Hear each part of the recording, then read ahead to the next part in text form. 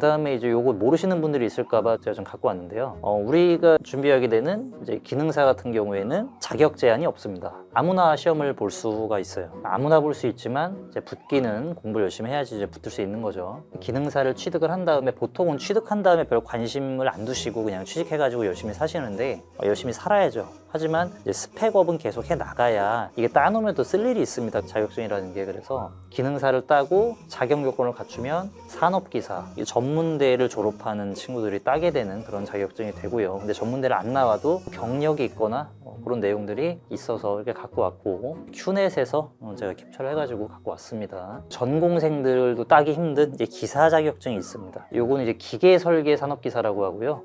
기사는 일반 기계 기사, 해커스에 이제 또 이제 준비하는 과정이 이제 들어가 있죠. 요렇게 자격을 갖추게 되면 시험을 볼 수 있게 되고, 그 다음에 기술계의 끝판왕, 기술사까지 요걸 모르시는 분들을 위해서 소개를 드렸고, 이거는 기계뿐만이 아니라 모든 국가기술 자격시험에 적용이 되는 겁니다. 민간 시험에는 민간 시험 나름대로의 체계가 존재를 하겠죠. 이거랑은 다를 겁니다. 그래서 갑자기 저죠. 그리고 요건 이제 요 기계기술사, 기계 끝판왕이 되신 해커스 이선영 선생님이란 분이 계신데, 일반 기계기사 과정을 있다는 걸 좀 소개를 드리려고 좀 이렇게 갖고 왔습니다. 이게 자세한 내용은 보면 아시겠지만 그 주어진 조건에 따라서 합격을 하시게 되면은 이렇게 환급하는 이런 것도 있다 그래요. 그래가지고 관심 있으신 분들은 기능사 취득한 다음에 여기서 이런 것도 준비할 수 있다, 이런 거 참고하시라고. 자, 이번에는 이제 합격률을 좀 보도록 할게요. 합격률을 보니까 필기입니다. 요건 필기이고 요건 이제 실기인데, 요 밑에도 쭉 있어요. 이때 만들어진 자격증이 아니고 이때 쭉 있는데, 최근 5년치 정도면 충분할 것 같아가지고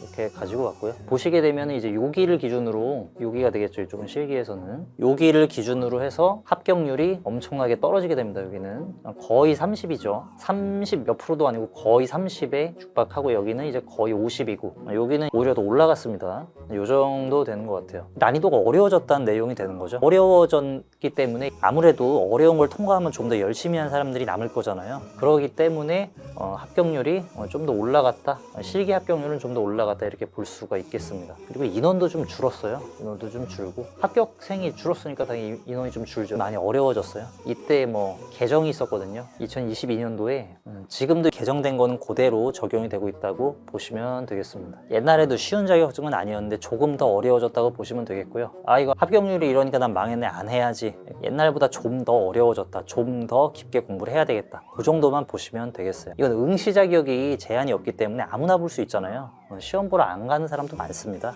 공부 안 하고 그냥 대충 해서 붙겠다, 이런 사람도 많고요. 그래서 좀 그런 게 적용이 된 거예요.